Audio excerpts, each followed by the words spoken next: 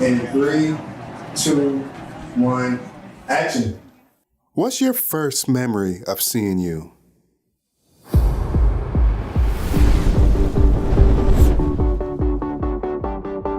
Your journey begins here.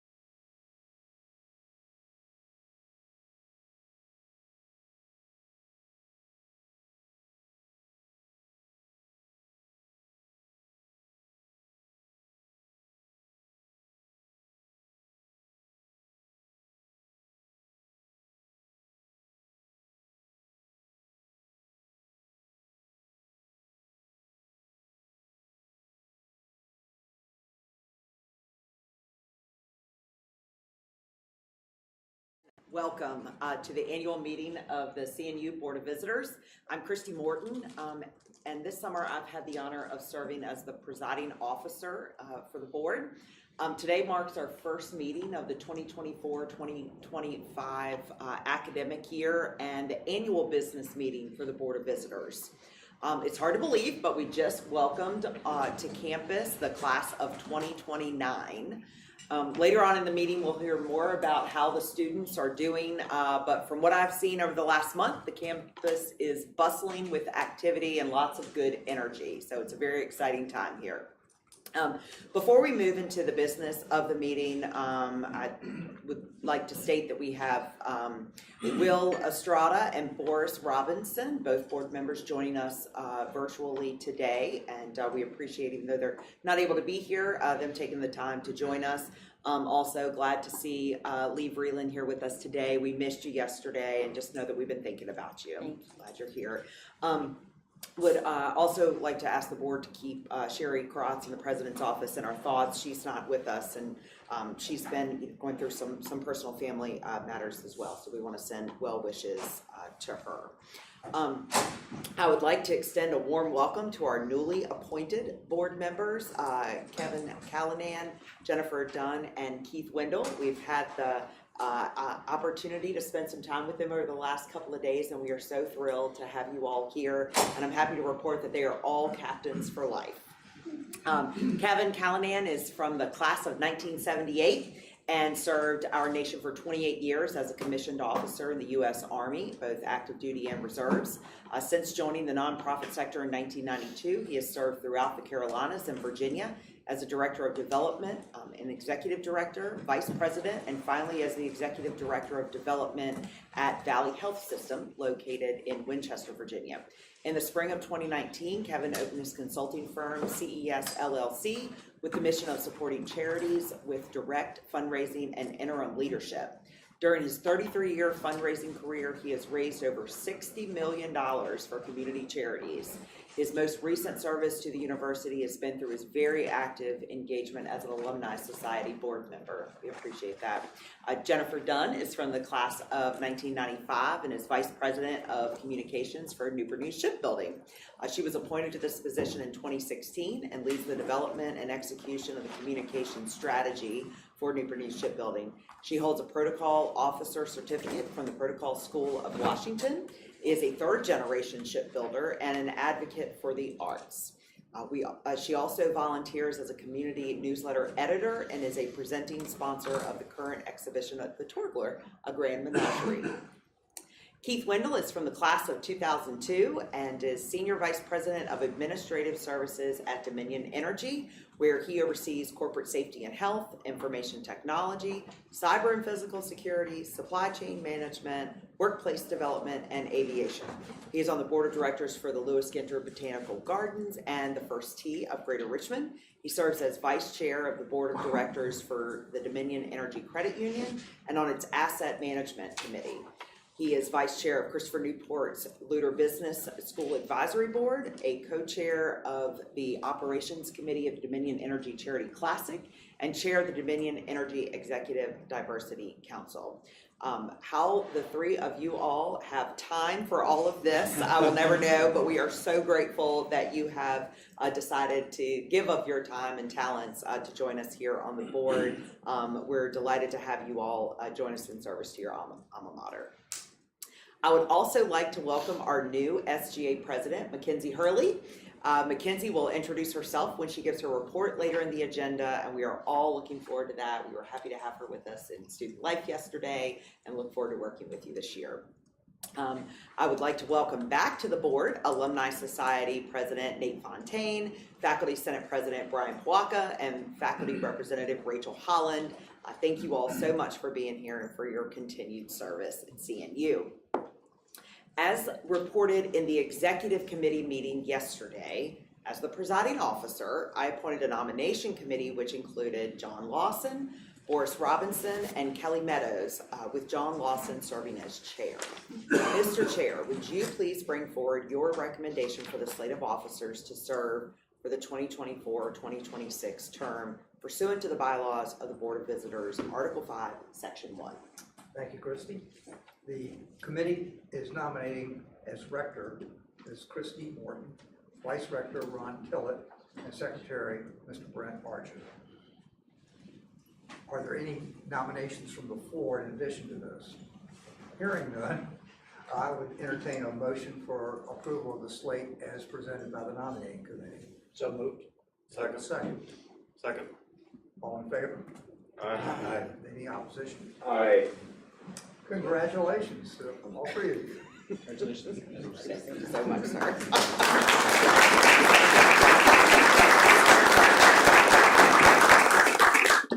Well, thank you, Mr. Chair. I appreciate that. And I want to thank you all for your confidence and your support. I especially want to thank Mr. Tillett and Mr. Archer for their willingness to serve in leadership positions as officers here on the board. I believe this is a very exciting time at CNU and a pivotal time for higher education in Virginia and across the country. Built on a value system committed to honor, excellence, community, and living a life of significance, CNU is truly a special place. We offer a world-class education in an unmatched setting, providing small classes, individualized support, and opportunities for service and civic engagement. These values are all taught by accomplished faculty through a strong core curriculum aimed at preparing today's students for tomorrow's leadership positions. CNU's foundation is solid and our future is bright. As President Kelly leads the university into its next chapter, we have the opportunity to enhance and strengthen our position as a premier higher education institution in Virginia. So I look forward to working closely with the board, with President Kelly and his senior leadership team to accomplish our shared goals for CNU's success. So thank you very much. On to approval of the minutes. Has everyone had a chance to review the minutes of the board meeting from June 6 and 7? Do I have any revisions? Hearing none, do I have a motion to approve the minutes of the June 6-7 board meeting? So moved. I have a second. Second. All in favor? Aye. Any opposed? Great, the minutes are approved as presented. Do I have a motion to approve the minutes of the June 7th President's Annual Performance Review? So moved. And a second? Second. All in favor? Aye. Any opposed? Any opposed? The minutes are approved as presented. President Kelly, will you please give us the President's report at this time? Designate the executive. The designated executive. We'll go back to this version. There we go. Okay. Pursuant to the bylaws, Article 6, Section 2, I'm appointing the following at-large members to the board of the Executive Committee. Will Estrada as an at-large member and Larry Pope as an at-large member. Now, President Kelly, will you please? Madam Rector, it would be my I'm new honor. here. Good morning, everyone, and thank you for joining us. Will and Boris, thank you for joining us online. The faculty and staff that are with us as well, thank you for taking time out of your day to be with us. Madam Rector, congratulations, and to our new leadership, thank you for stepping up.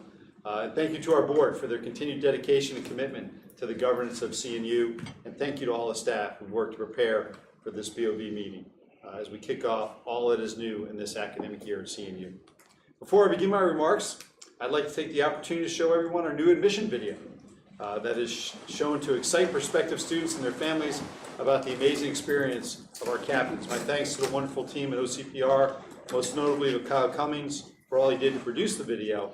It's completely done in-house at a cost savings of about $60,000, and it is yet another example of how we are anchored in excellence. I hope you enjoy it, so let's please show the video. In 3, 2, 1, action. What's your first memory of seeing you?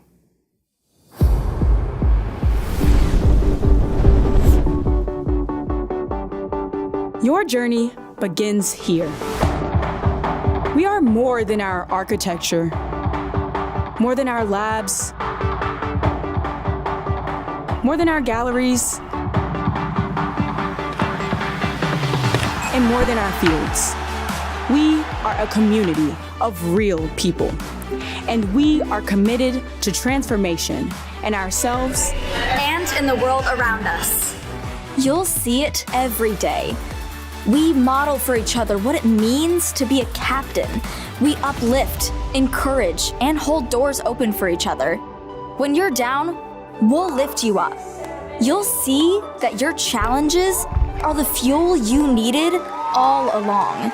Your professors and mentors will guide you to press past your own expectations and into the exceptional. We acknowledge each other. We strive to know and be known, to continue the tradition of speaking so that we connect and grow. We know that our words matter to cultivate empathy and community and to foster positive change. We use our voice to advocate and speak life into each other. We are a community, bound together by our desire to be more, to do more. We do more than is expected of us, serve more because our friends and neighbors need us, research more because the world never slows down, win more because we know that teamwork is the key to reaching new heights, lead more because our leadership plays a pivotal role in shaping the world for the better. This is where the magic happens. It's the culmination of your journey at Christopher Newport. You'll not only witness excellence, but also embrace it within yourself. Through the guidance of your dedicated faculty and the support of this community, you'll grow into a compassionate leader, leading with integrity and resilience. You'll learn to rally others, inspire change, and shape a brighter future. The leader only you can be.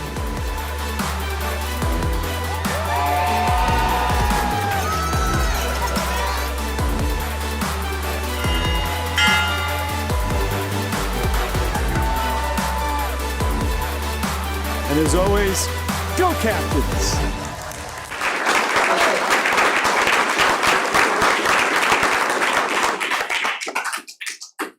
Kyle's getting ready to sit down right now, but Kyle's the director, and we might see him at the Emmys later this year.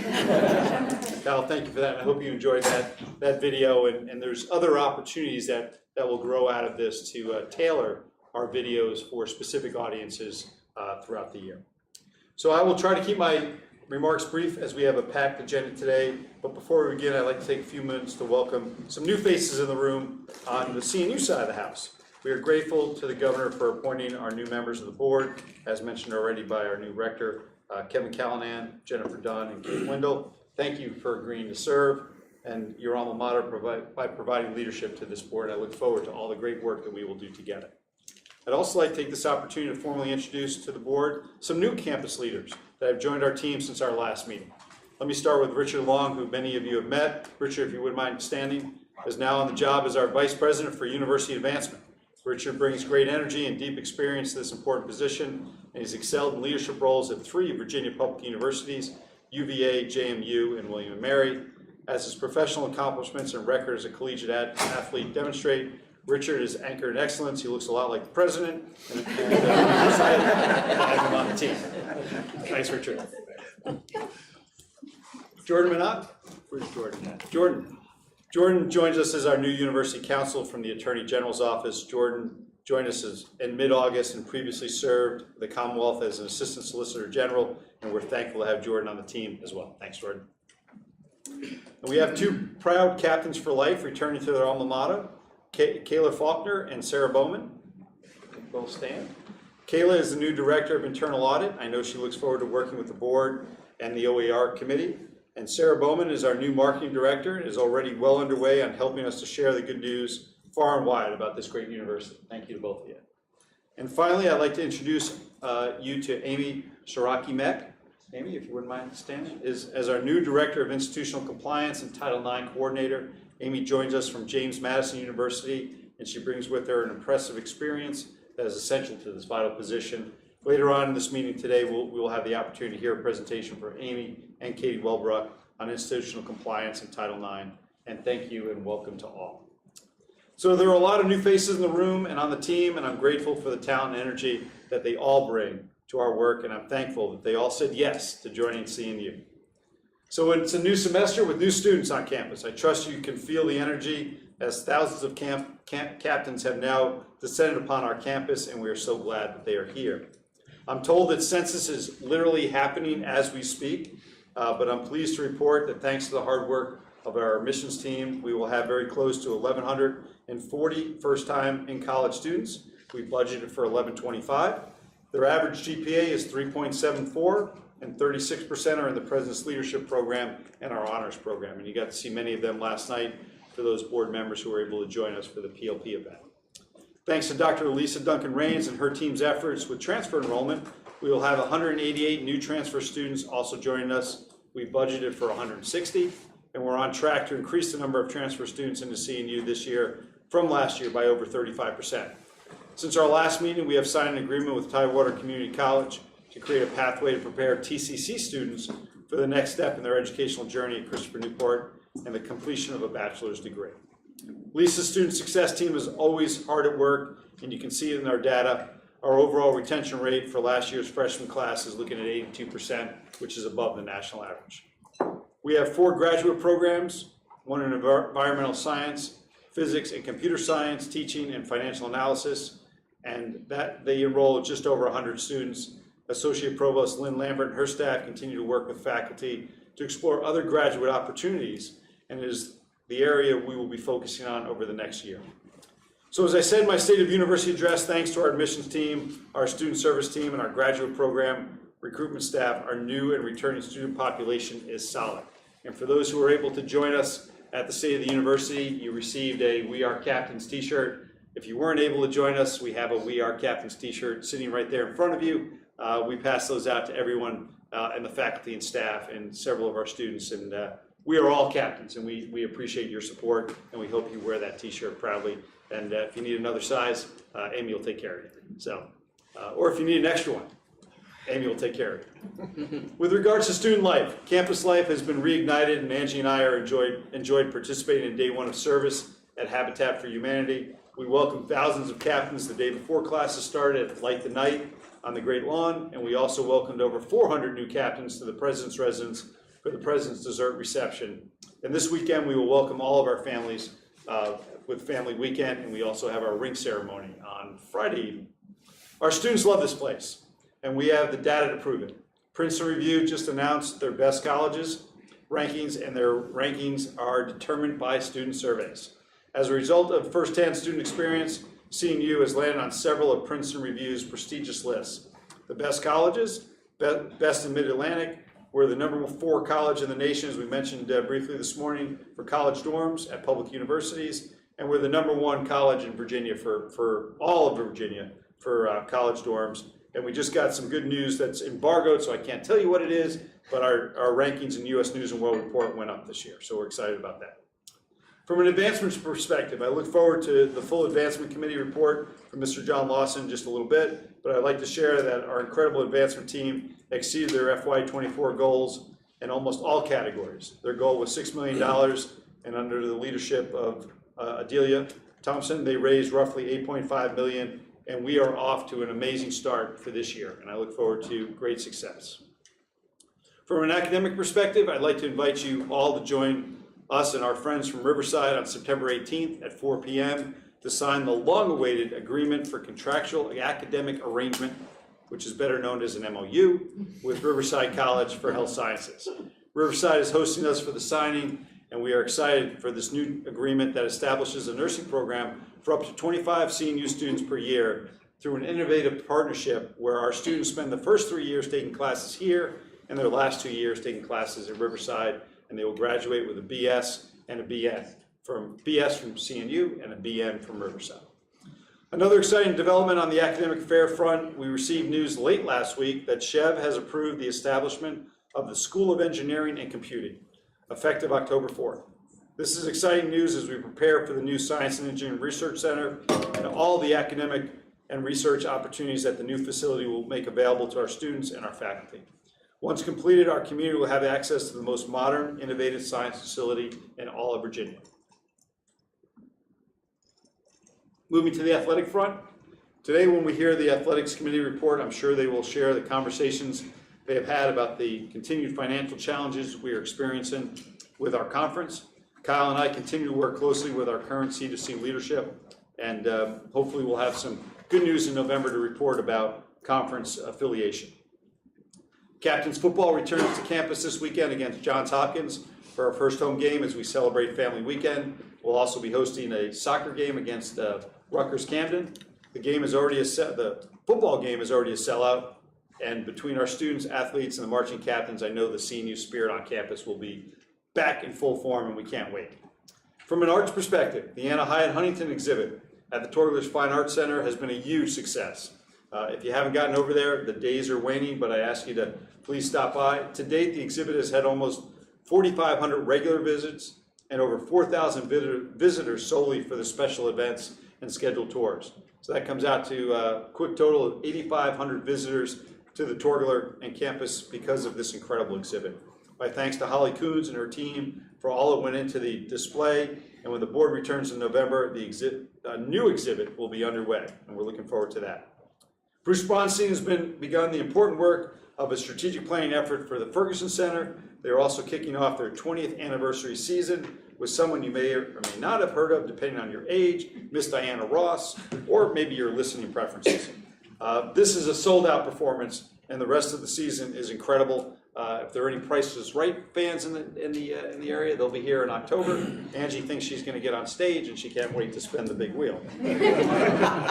Please check out it probably isn't good for the president's wife to get on stage for that, so maybe we'll have fun on that.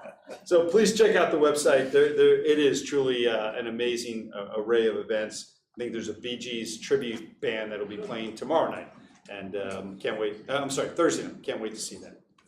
Shoe Lane Task Force, so getting a little bit more serious here for a moment. As you know, CNU and the City of Newport News partnered to create the Shoe Lane Task Force to study the removal of some of the residents of the Shoe Lane community and the expansion of campus of Christopher Newport. Provost Quentin Kidd and Vice Mayor Curtis Bethany serve as co-chairs. The Provost provided the Executive Committee with an update on the extensive research completed and the findings to date by the task force. The General Assembly also has a commission to study the history of the uprooting of Black communities by public institutions of higher education across the entire Commonwealth. That commission has had one meeting so far, and our work by the task force will be made available to the state's commission. With regards to facilities on campus, we just came out of the Facilities and Finance Committee this morning, and I know we'll hear more from Chairman Tillett on that. But I just want to let you know that CERC, Science and Engineering Research Center, is literally taking shape, and it's exciting to see that go up. planning for the new plant ops building is underway, and I have requested planning funds for a new Reserve Officer Training Center, ROTC building, which is now housed in a 1964 split level ranch off campus, or just off campus, and we can do better for our over 80 students that are involved in the ROTC program. And Commonwealth Hall, which many of you may have lived in, attended, met with, I think our faculty senate president had an office over there at one point in time. That is on the horizon. We need to do better by our people, and Commonwealth Hall is out there on the horizon.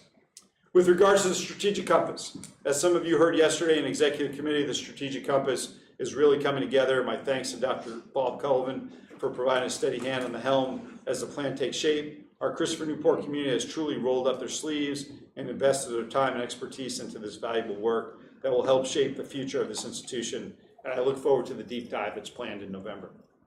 I skipped over finance with finance and facilities, but I just want to appreciate the work of everyone on campus to invest in our zero-based budgeting exercise last year and our efforts to manage costs and drive down operational expenses. Our goal, my goal, is to continue to commit to ensuring we make access and affordability our North Star for all of our efforts on campus. Finally, with regards to weapons regulation, I appreciated the opportunity to present our resolution to the Executive Committee yesterday, and I look forward to the opportunity to with the support of the Executive Committee to bring that resolution forward later this morning. And I guess finally, in conclusion, a quick personal note that reflects the growing reputation of the university. I was selected to be one of Virginia Business Magazine Power 500 list of influential Virginia leaders. I also recognize there's 499 other people on that list, so it's not all about me, but I'm honored by the designation. But more importantly, it is one more indication of the impact of our pledge to remain anchored in excellence in all that we do. I continue to appreciate and value the board's continued commitment to the university and the governance duties responsible for keeping us on track. I ask for your continued support and advocacy in Richmond and across the entire Commonwealth. Let us all continue to share this amazing university. We have so much goodness to share with our students of the Commonwealth and beyond. And so with that, Madam Rector, I'm going to get a drink because my voice is going hoarse, but I look forward to hearing the committee's reports. Thank you. Thank you so much, President Kelly, and thank you for going through all of the great accolades that the university is receiving. It's always exciting to hear that we're increasing in rankings, the advancement with the nursing program, the fact that that is finally coming online, that partnership, and of course the video was fantastic. So obviously a lot of great initiatives and activities happening here on campus. Before we move on, are there any questions for President Kelly? Okay, great. Well, I would now like to call on Mackenzie Hurley to give the student government report, and she is going to introduce our student speaker, Elena Molina. All right, well, good afternoon, everyone. It is such an honor to be officially standing here before you as the president of the Student Government Association. Before I begin, I'd like to take the time to formally introduce myself, as we only met briefly at the April BOV meeting. My name is Mackenzie Hurley, and I'm a senior studying communication and psychology. I plan to attend graduate school after my time at CNU to receive my master's and PhD in interpersonal communication. I aspire to become a professor at an institution similar to CNU, where values of honor, respect, teaching, and research are at the heart of the experience. I have been a member of the Student Government Association since my freshman year, where I happened to stumble upon the organization. I am beyond humbled and excited to be in this position in my final year at CNU, so I can give back to this institution that has given me more than I ever thought possible. Students have now returned to campus from their summer experiences at internships, study abroad, research on and off campus, and all the other amazing opportunities we get to experience as captains. It has been amazing to hear about student experiences from studying abroad in South Africa, to working for major companies such as Forbes, to being a researcher during the CNU Summer Scholars Program. However, I will be the first to admit that I have missed the sounds and busyness of this campus, and I am beyond ecstatic to be back. The CNU spirit is still strong as ever. We are thrilled to see Coca-Cola in and outside of the dining halls, President and Ms. Kelly's smiling faces around campus, and our friends outside on the Great Lawn. There is no doubt that this year will be one to remember. We have a lot coming up. It is an election year, and topics such as voting, AI, mental health, and more will be circulating. Students at CNU know the power of voice and supportive conversations. We are a community of honor, integrity, and respect. As students, we have begun to build each other up and have important conversations. The Wasson Center is preparing for their collaborative event with local partners and CNU organizations for a Pledge to Vote Day, where several community and student organizations will be talking with students regarding important election information. Various organizations on campus will be hosting voter registration events, and it is with these efforts that we are a community of mutual respect and global citizenship. As CNU students, we know the importance of a valuable college experience. Part of this involves our student organizations and the opportunities they provide for our fellow classmates. The night before classes began, SGA held our annual Light the Night event, where we welcomed hundreds of students and President and Ms. Kelly on the Great Lawn to have basically a big glow-in-the-dark event for students to dance under the light and get excited for the semester with fellow classmates. It is only week 3 of the semester, but our university has been packed with sensational events. The Campus Activities Board hosted their Welcome Back event on York Street and their glow-in-the-dark arcade during Welcome Week. Panhellenic, National Panhellenic, and the Interfraternity Councils recently hosted their annual Greek Stock event, encouraging students to see the potential value and excitement that comes with Greek life here on CNU's campus.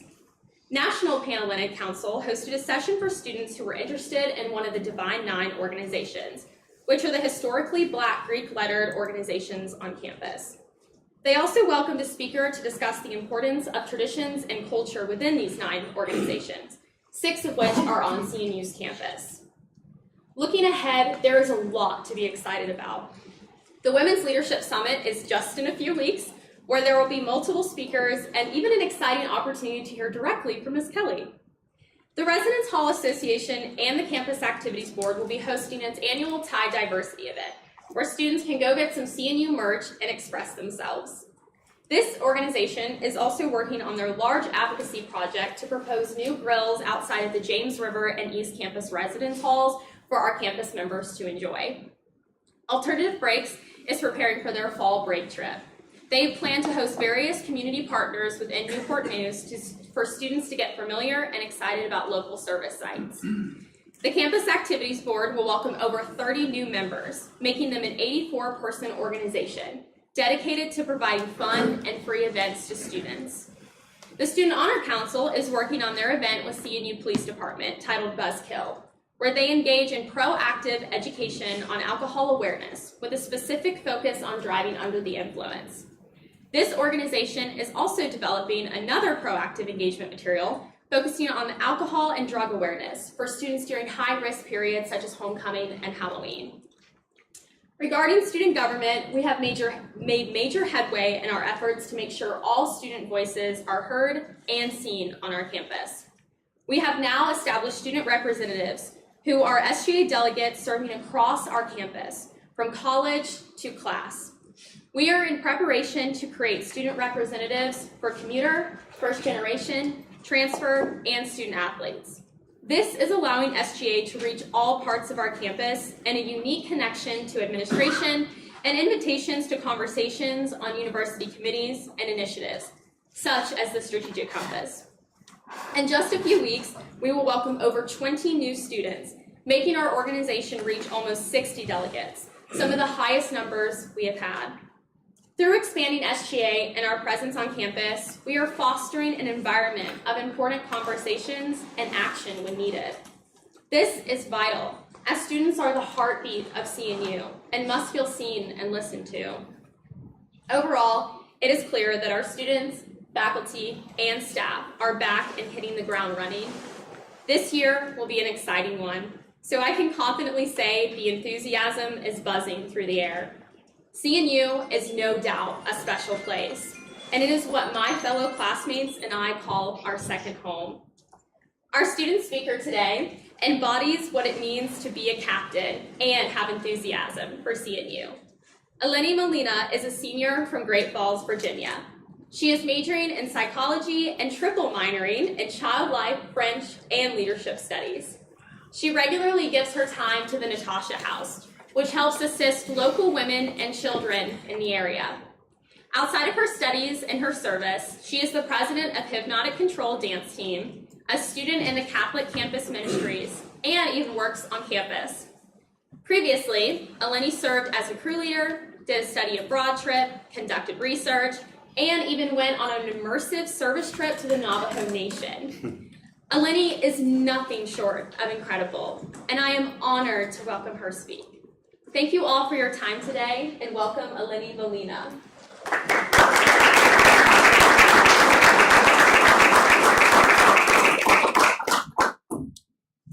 Hello, everyone.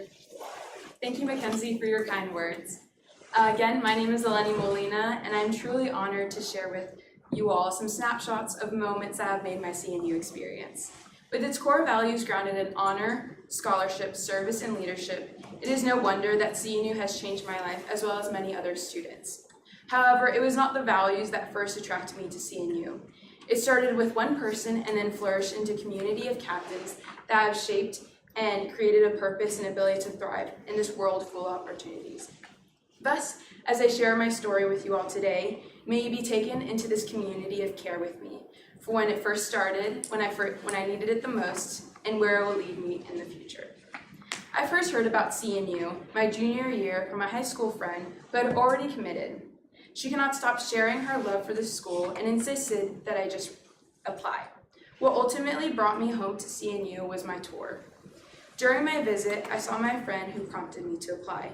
She answered all of my questions, but most importantly, she answered my dad's questions. And my dad had many questions. The campus, along with my tour guide, brought me into a space of welcome and opportunity. This is where I was meant to be. That feeling of belonging was further solidified during setting sail. I was greeted by a big smile from my crew leader and the presence of a girl who was willing to sit and listen to my silly story about my contact lenses and ultimately became my best friend. Jump forward to August, I was thrilled to get involved with all the things my crew leader had talked about just a month prior. When I arrived, I immediately started building a sense of home on the 4th floor of York West. I joined other communities like the Campus Activities Board, a dance group called Hypnotic Control, volunteer sites, and tried out different ministries on campus. With all the different interests I had, CNU had a place for me. In less than a year, I was planning my roots in CNU, and it brought me hope and excitement for the future. The summer after my freshman year, I became an orientation leader, and it was one of the best decisions I've made.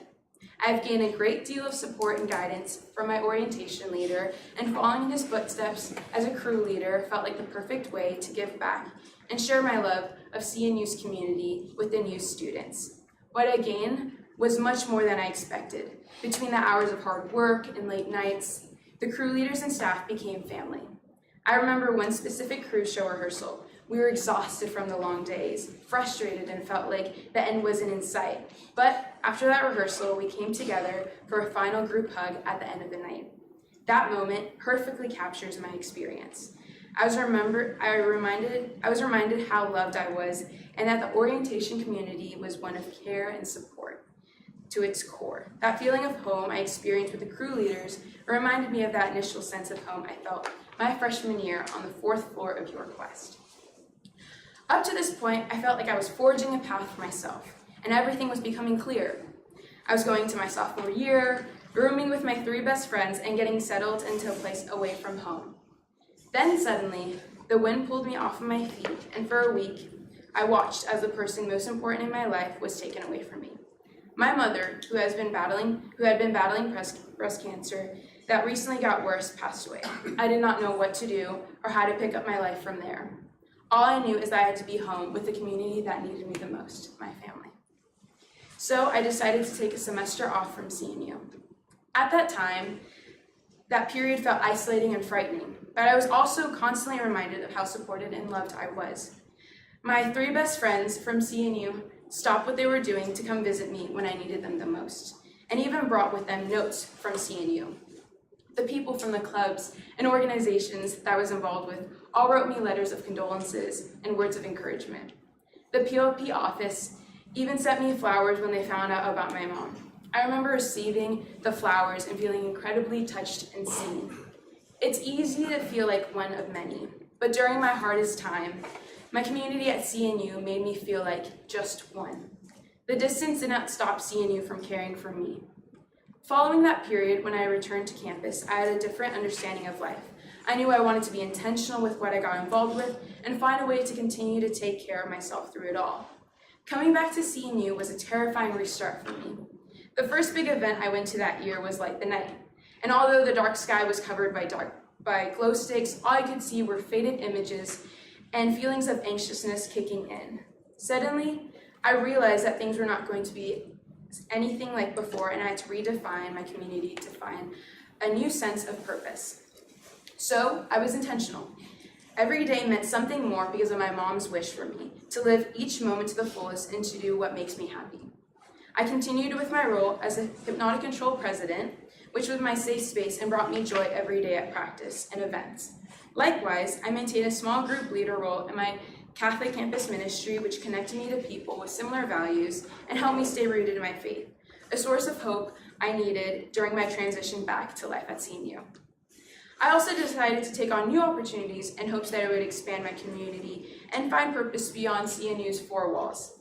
I explored both domestic and international travel through PLP's Navajo service trip, a campus ministry trip to Turkey, and a study abroad experience in Pau, France. These experiences pushed me out of my comfort zone, and every community I engaged with redefined my sense of self. I came back from every trip with new perspectives, skills, and a desire to listen and learn, as my mom inspired me to do. CNU taught me that it's the people that matter and the relationships you build. In my most challenging moments, CNU made me feel like the one. My hope is that I was able to give that same feeling to the people I served and interacted with. As I enter my senior year, looking back, I can clearly see the fruits that CNU community has planted in me. I continue to get involved on campus and added a new position as a resident assistant, thus widening my community of care. No matter how much change occurs in my life, the people who mattered most, whether they were students, faculty, or staff, new or old, have stuck by my side. As I prepare to graduate, my plans are not set in stone, but my pillars of community are. Something I do know is that I want to bring that sense of belonging that I found here to those around me.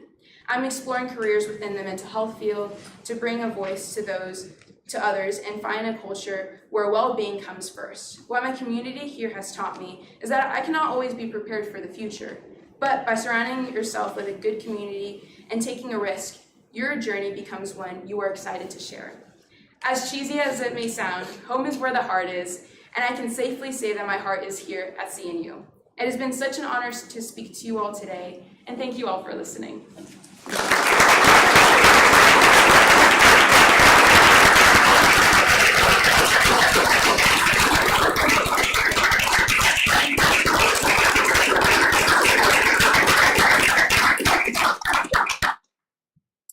Wow. Well, thank you to Mackenzie for your wonderful report and to Eleni for your presentation. You have obviously been through so much and are so strong, and we are just so grateful that you call this home and that you are happy here. So thank you so much. I would now like to call on Nate Fontaine for the Alumni Society report, please. Thank you very much. And again, it's an honor to be here in front of you all. Thank you for what you do. So it's been a busy season since last time we met. We've had our 2024 Alumni Awards ceremony where President Kelly, thank you for joining us.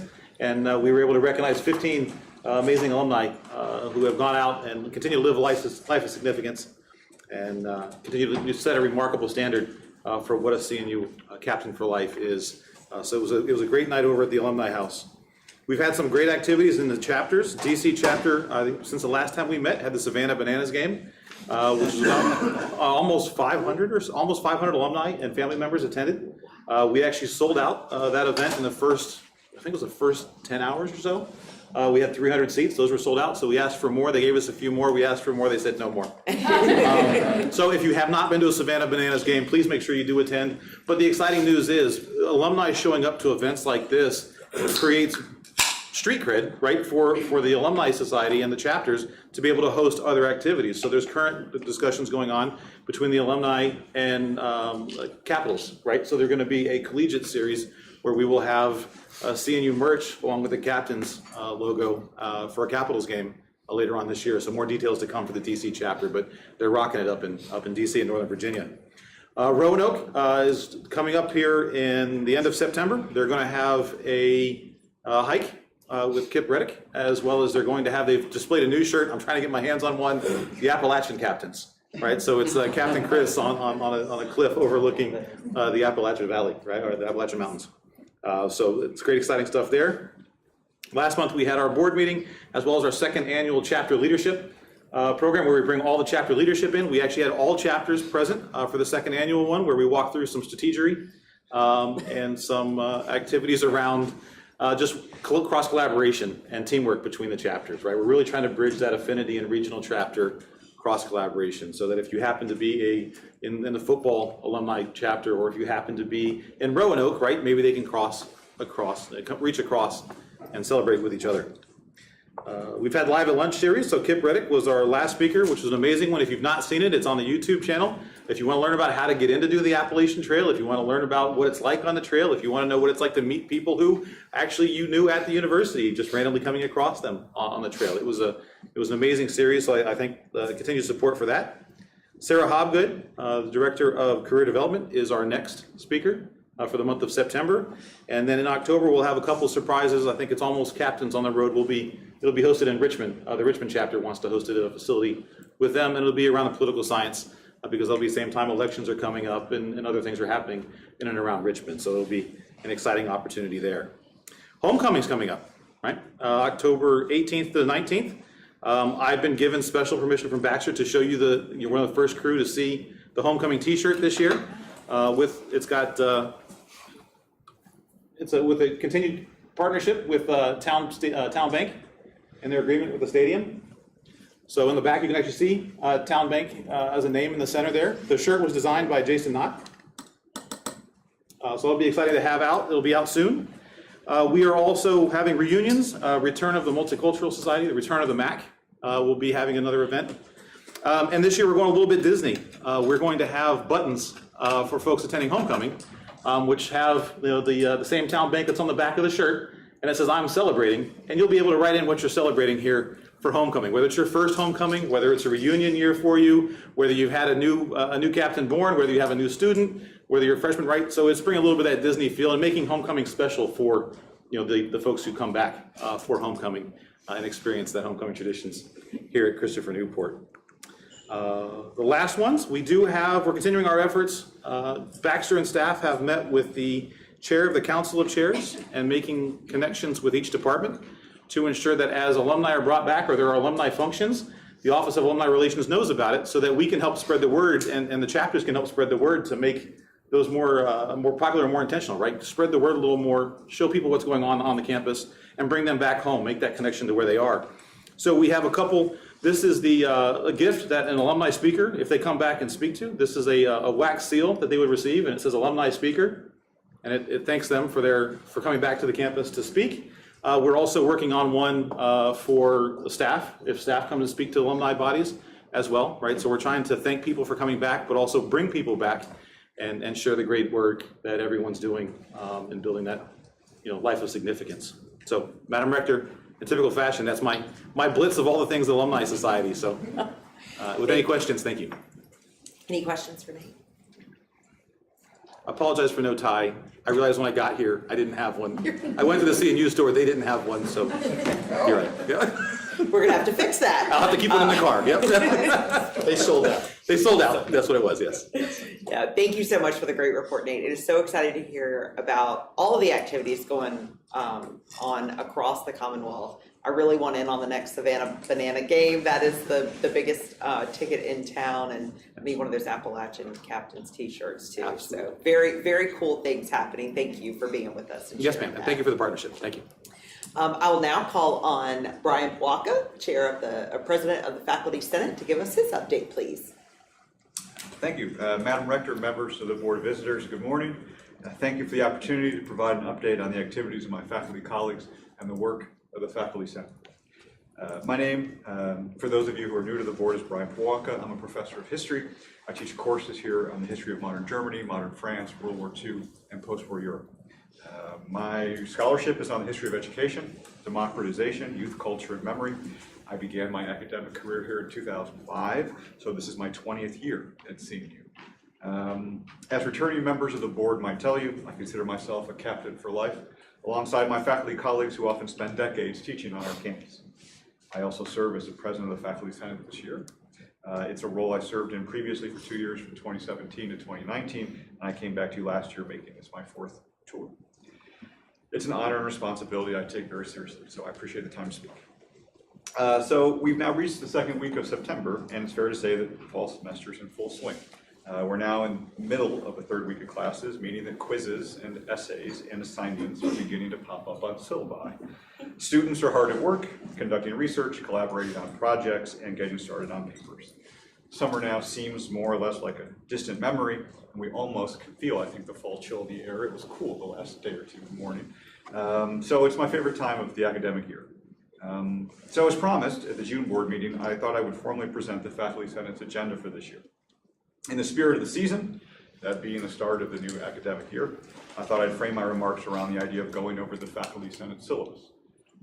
Plainly spoken, here are our goals for the year and what we're going to do to get there. And since some of you may know I usually teach 50-minute classes, I've trimmed my remarks down to reflect that time. Long-winded professor joke never fails. So first and foremost, the Faculty Senate hopes to continue our close collaboration with President Kelly. This was our overarching goal last year, and strengthening our relationship with him is again at the top of the syllabus for us this year. I've made clear to him that the Senate stands ready to assist him in any way that it can as we move through the year. As I said last year at President Kelly's inauguration, his success is our success. I've been fortunate enough to meet with him many times over the past year, and I found him to be genuine, forthright, and transparent. I hope he'd say the same about me. I know my colleagues have appreciated his efforts over the past year and look forward to continuing work on his priorities in the year ahead. I doubt it will surprise you to hear me say this. The best way that we'll accomplish this is working together in the spirit of shared governance. Faculty are partners, committed, engaged, and passionate about CNU, and we wish to work with administrators to move the university forward. President Kelly wrote me a message the other day in which he said this, quote, "We'll continue to collaborate and strive to get it right, understanding that sometimes we won't, and when we don't, we'll work it out together." I couldn't agree more, and I'm delighted that the Faculty Senate's first meeting of the year with President Kelly and Provost Kidd is next week. The second goal on the Senate syllabus will sound familiar to you all, I think, as well, to bolster the relationship between the board and my faculty colleagues. As I've said many times before, for years there was an artificial distance maintained between the board and the faculty that kept us from working together. That was unfortunate in light of the fact that we have a shared mission and a deep devotion for this place that we hold so dear.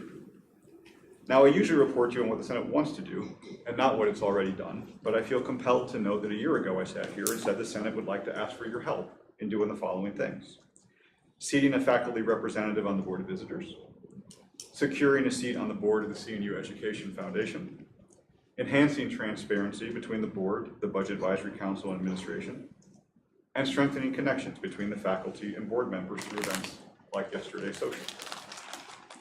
We achieved those goals with your help. And notably, with the board's assistance, we were also able to obtain financial support from the Real Estate Foundation to offset budget cuts in academic affairs. Furthermore, we started a new tradition of regular meetings between the Faculty Senate President and the Rector prior to board meetings. That's a lot of change mighty quickly. And so I once again wanted to say thank you for your support. So sort of like an upper level course predicated on the work of a lower level prerequisite, I know I'm stretching the analogy, but I'm trying. The Senate hopes to work and build on these relationships as we move forward in the year ahead. I'm delighted to say that Christy and I already had our first meeting and are off to a great start. I appreciate her willingness to foster this connection between my faculty colleagues. A third goal on the Senate syllabus is to represent the interests of faculty and advocate for academic affairs as we move through the university's first strategic plan in 20 years. As you've also heard me say on many previous occasions, academic affairs is the mission. Any strategic plan that we may adopt must place our educational mission at its center. As someone who's been involved in this process for the past year, and as a member of the group working on Priority 1, which is devoted to advancing the power and promise of an education embedded in the liberal arts, I'm confident we're on the right track. That said, we're rapidly approaching the time for difficult conversations about where we wish to invest new funds and what areas as a result might receive less.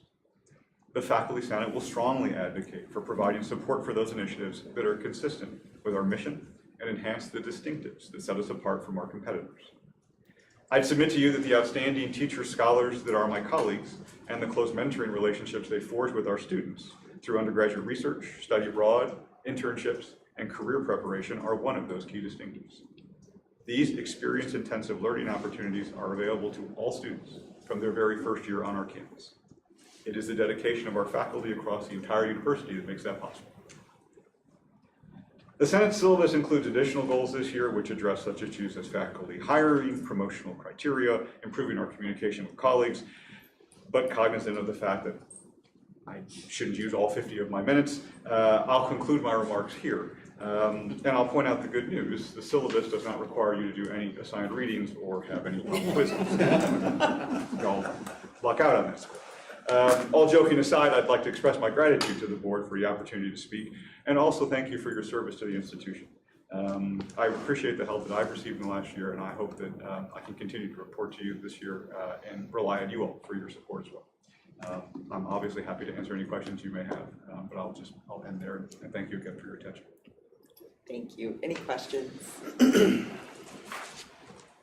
Well, thank you very much for that report. I appreciate you giving the abbreviated version and for going through the goals for you all this year. I greatly enjoyed our time together a couple weeks ago and look forward to continuing to work with you and meeting as you did with the previous rector. So thank you.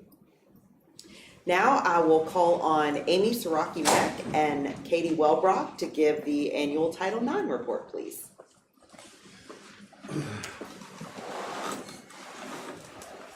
Thank you all so much. I am nervous to share with you.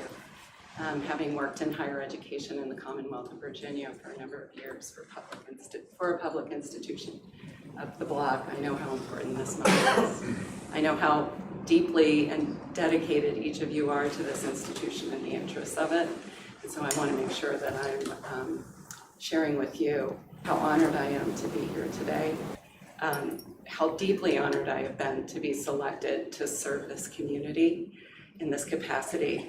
I have been welcomed and feel like a captain, and it's been wonderful. And so thank you all so much. I am going to spend a bit of time, Katie Wellbrock, who is the Assistant Vice President for Student Affairs, is going to be sharing the annual report. We felt that before she did that, it might be helpful for me to share some information that might provide some great context. So some background on Title IX and on our policy that will really sort of inform how the information that she'll be sharing. So a lot of times people will ask, what is Title IX? Title IX of the Education Amendments of 1972 is a federal statute that was enacted that prohibits discrimination on the basis of sex in educational programs and activities receiving federal funding in the United States. In the early days of Title IX, much of the emphasis was on admission to colleges and universities and to K-12 education, access to academic programs, making sure that men were welcomed into nursing programs, making sure that women had places in engineering programs, and also intercollegiate athletics. I think for anyone that watched the Olympics this summer, we saw the promise of what intercollegiate athletics produces when we provide opportunities for men and women at the intercollegiate athletic level to excel in their sport. We were the leading medal winners, 60% of which were won by women. So that is probably how most of us are familiar with Title IX, is looking at it from academics and intercollegiate athletics. However, it also prohibits discrimination or sexual harassment, which is considered discrimination on the basis of sex as well. Sexual harassment is an umbrella term that is used by the Department of Education that has oversight for Title IX and related federal laws that prohibit discrimination in educational programs on the basis of characteristics protected by law. So the umbrella term for sexual harassment includes sexual assault, dating violence, domestic violence, and stalking. Title IX does require colleges and universities and also K-12 institutions to designate an official who has responsibility for assisting an institution in complying with Title IX. And so hence the name Title IX Coordinator, which means my role and the role of Title IX coordinators across the country is to assist their institutions in assuring that the institution is responding appropriately to allegations of sexual harassment, dating violence, domestic violence, making sure that we're mitigating the effects by offering a process, but also through the provision of supportive measures, addressing the behavior, and doing what we can to prevent reoccurrences. In May of 2020, the U.S. Department of Education, after going through the official rulemaking procedures that executive agencies or federal agencies can use, enacted and passed new regulations that very specifically laid out colleges and universities and K-12 institutions requirements for responding and addressing incidents of sexual misconduct that occur within our educational programs and activities within the United States. Because they went through the official rulemaking procedures, these regulations have the weight of law and of course inform our policies and procedures here at the institution. More recently in 2024, the U.S. Department of Education went through the rulemaking procedure again and did release a set of new regulations in May. Many states filed suit across the union regarding the regulations, including the Commonwealth of Virginia. As a result, the regulations here in Virginia are under a preliminary injunction, which was recently upheld by the Supreme Court, which means that we are not following the 2024 regulations here at CNU and in the Commonwealth of Virginia. CNU Policy 1005, just want to make sure I'm on the wrong page, is our policy that sets out the procedures that we follow that encompasses both the 2020 regulations and how we address incidents of harassment and discrimination and sexual misconduct that fall outside the scope of the 2020 regulations.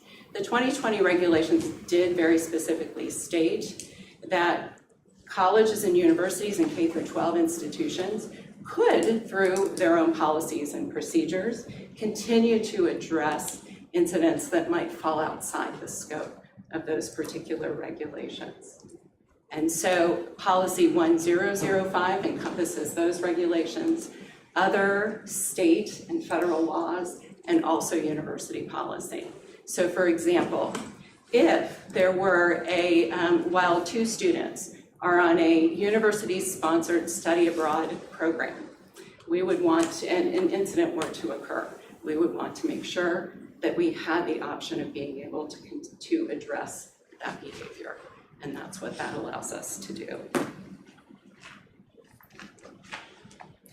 Our policy applies to all faculty, staff, and students, and as I mentioned, both on campus and off. The policy has some very specific terms in it And so I just want to go over those very quickly. In particular, please note that a report is information that is received either from an individual who believes they've been subjected to harm, or from a third party, perhaps an employee of the institution, who has learned of a possible incident. When that information is shared with the Title IX office, we respond by providing information about resources and supportive measures. All right, so that is sort of the outreach we do. It is absolutely up to the individual to decide what, if any, options are available. The most important thing here is to make sure individuals know that we are here to offer support, to know that there are resources, both confidential resources and other resources that exist. Also, that there is the option of filing a formal complaint should the individual who is described as possibly having caused the harm be a member of the institution or our university community as either an employee or a student. The decision to file a formal complaint, to initiate a formal process, either an investigation and hearing process or an informal resolution process, is really typically at the discretion of the individual who is described as having experienced the harm. We don't do that to burden individuals. We do that because in situations such as these, it is very important that each person choose their way forward in the way that works for them. And at this point, I am going to turn it over to Assistant Vice President Katie Welbrock to begin our annual report. Thanks, Katie. Good morning. Once again, I'm Katie, Assistant Vice President in Student Affairs. So I work very closely with Dr. Kevin Hughes, and I am beginning my 16th year here at the university. A little background about me and my involvement in Title IX. Back in 2014, universities received what was called a Dear Colleague letter from the Department of Education. And that letter essentially gave guidance to universities, putting them on notice, saying, hey, you've got to deal with these issues of sexual harassment, sexual misconduct. At that time, I oversaw our conduct office, which we refer to as checks. And so sexual misconduct for students fell within checks. So I was responsible for overseeing the adjudication, investigation, and decision-making regarding Title IX matters, once again involving students. As continual guidance came out from the Department of Education and more of these laws were solidified and put into place, we emerged. And so a separate standalone office occurred with a director. I stayed involved, serving in numerous investigations and in decision-making role. And then as the university gained more resources for that office, have just provided in a support role. Last September, I was appointed as the interim Title IX coordinator, and I'll be sharing more about my experiences in that role. It's important to note that every year the board will be briefed on Title IX, so you can expect to hear from Amy in the future, but today I'll be the one providing that report. I want to highlight for you some data, but I also want to share with you the intentional and thoughtful steps that our institution has taken to address matters related to Title IX. First, the data. In an effort to respect the privacy of our community, the data is broad intentionally, but I do want to highlight some of the trends that talk about our community and what Title IX looks like here at CNU. First and foremost, 90% of these total cases that were created were student cases. We do have faculty and staff that are able to report to Title IX, but as you can imagine, most of those cases do involve our students. 20% of these cases involved non-CNU students as the respondents or the alleged.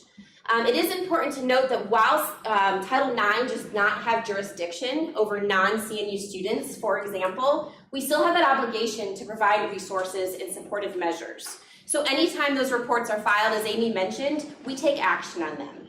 And for those cases that involved a non-CNU student or non-CNU employee, we would refer them specifically to campus police. I cannot speak enough about the partnership that we have. It was not uncommon, oftentimes for myself and an officer, to be meeting directly with a student to be able to share what are those reporting strategies, what are the options that a student wants, and whether that is our police opening up criminal investigations for the student here, if it took place within Newport News, or referring them, doing intentional handoffs and supporting them to other legal jurisdiction where the student may also have options and resources. 25% of these cases actually resulted in a referral to another office. What that means is that those alleged complaints or the behavior that was reported didn't actually fall under the Title IX policy. Great example has to do with roommate issues. A majority of our referrals went back with intentional handoffs to Residence Life. It was not uncommon for students to wander into the office of Title IX talking to me about a roommate situation. Not sure where to go, but feeling like they needed to be heard, stating it was a complex issue, but it didn't fall within our scope of the policy. But that's okay, because at CNU, we want to make sure that we're doing these intentional handoffs. And I say handoff because I mean it. We actually do not refer students and just say, please go talk to that area, but there's intentional thought process of how we're delivering them. And I can't speak enough about the partnerships that we have with Residence Life, or for example, matters that came in that maybe didn't fall in Title IX, but were a code of conduct violation. And that is a testament to the partnership that we have with our CHECS, which is our conduct office. Employee and staff matters, that is a close relationship that we have with human resources. All of those departments are essential in making sure our students, faculty, and staff feel heard, and that we are addressing the Title IX pieces. If I could draw your attention to the formal complaints that were filed. You heard from Amy that when a formal complaint is filed, there's multiple different steps that could be taken or choices. If you break down this data, I can share with you that 2 of those cases resulted in a formal resolution process, 2 resulted in an informal resolution process, 1 complaint was withdrawn, and 1 complaint was actually dismissed because it did not fall within the jurisdiction of Title IX. Those complaints were all student-based complaints. We did not have any faculty and staff for the 23-24 year that went through the Title IX process. So how does this compare to previous years? Well, in 22-23, there were 138 total cases that were created and 2 formal complaints that were filed. Unfortunately, the data that I inherited was a little difficult to decipher, so I'm not confidently able to share with you trends.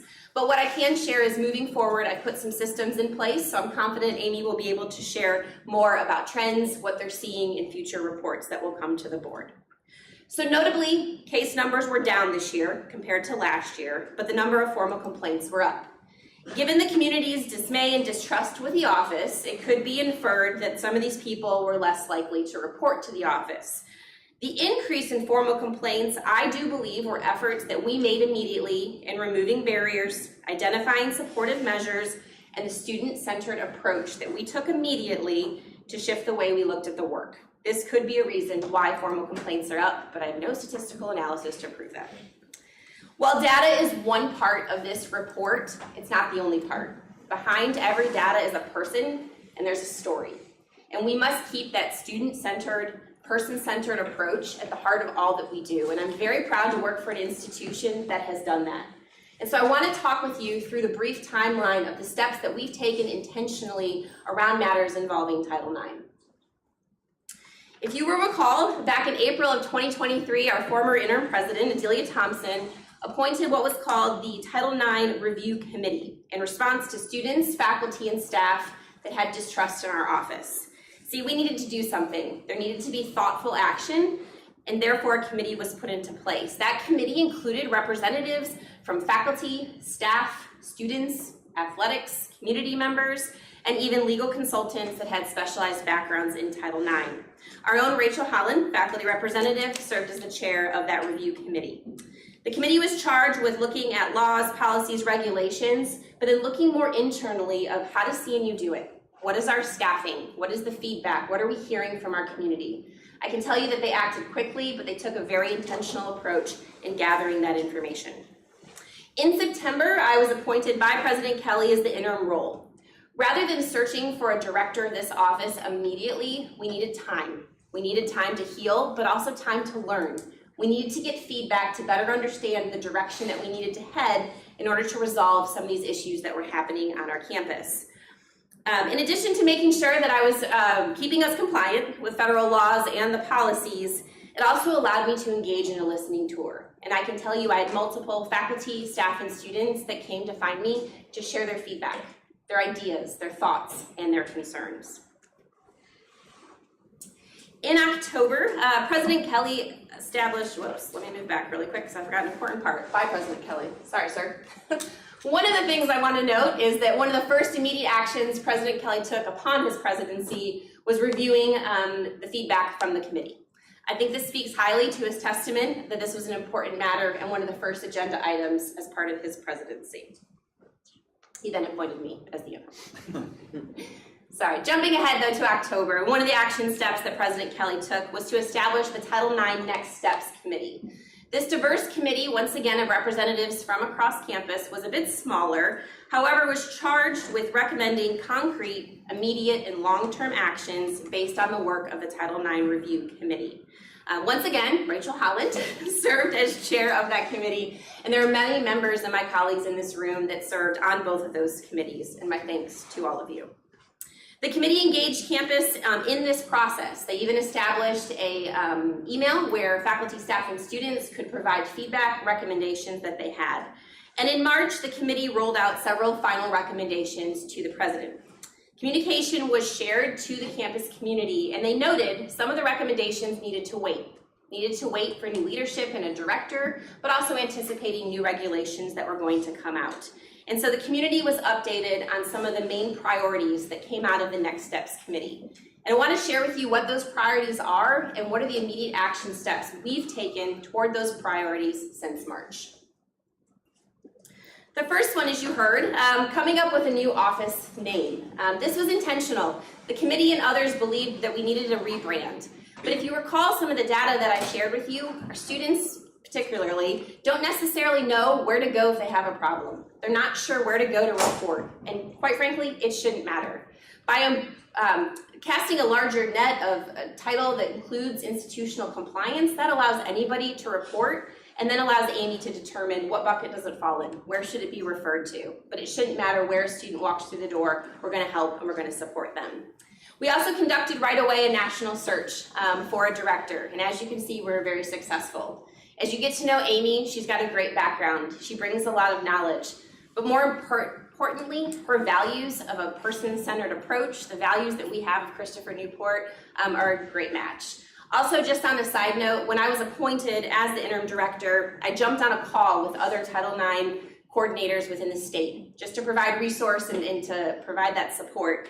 Amy reached out directly prior to even applying for this position and saying, anything that you need, you can call me. I think it's pretty serendipitous that it came back full circle, and we're so excited to have you here. The other piece that came out of recommendations for the committee had to do with confidential resources. We've always had confidential resources with our counseling and our health office, but hearing specifically from our students, we needed more. Students needed a place where they could go and process if they weren't sure where to report, needed someone to walk them through the steps, or just kind of be along the way and not risk the fact that that information was going to be shared. So, in response, we designated positions within student affairs to be additional confidential resources for matters involving Title IX. These are staff that are a part of our accessibility and care team support. You might hear us refer to them as the ACTS team. And ACTS provides accommodations for students with disabilities, but also ongoing case management for students that are experiencing complex issues. They now are confidential resources for students that may want to discuss a Title IX matter. I'm pleased today that we have Ms. Jacqueline Barnes, if you could stand, Jacqueline, who's our director of the ACTS team. Jacqueline was already part of our team along with one of our case managers, and luckily we were able to reallocate a position from Title IX to Jacqueline's team for another full-time employee, now having 3 confidential resources. We were successful in that search, and in August we had a captain for life, Mallory King, join us as the newest member of that ACTS team. To date, Jacqueline has shared with me 7 students have already come to utilize that confidential specific piece with ACTS, which I think demonstrates a huge commitment to the work that we've put in from these committees. Outsourcing formal complaint investigations and decision-making came from a great need of students that were going through the process. See, CNU is small, and it was hard for many of them to feel like they had an unbiased process when they knew many of us that were involved in that process, right? Additionally, many of our administrators had to serve in different roles, whether it was being decision makers or appellate officers. I can even speak to the amount of hours that it takes when you're taking on some of these positions. Specifically, we had a staff member that served as an advisor for a student and put in more than 40 hours just to support that student through the process. We want to be able to do that. So by outsourcing our formal complaint investigations to a company, that allows Amy and her team to focus on our students, to wrap our arms around any student going through the process, complainants and respondents, to guide them along the way. And I'm pleased to share that through a competitive call for proposals, we've just awarded that bid to Institutional Compliance Services, ICS.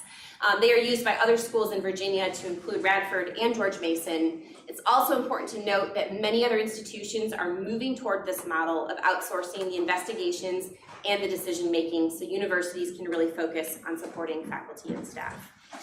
The final piece I want to bring was just the immediate attention for education and training. Amy will wrap up and share with you some of the priorities and the steps that she's taken, but we recognized right away that there can't be a one-size-fits-all model for the training and education that our students need. I made immediate steps to be able to resolve some of those training, came up with new ones, and Amy's continued that work, and she will be able to share more with that. So as you can see, all of these steps have been taken since March. There are other recommendations that were provided to President Kelly that we will continue to work on now that we have Amy. Before I turn it back to Amy for closing remarks, are there any questions for me? Okay, I'll let Amy wrap it up. Thank you so much. So very quickly, I was very fortunate as I came in. Obviously, there's an excellent foundation.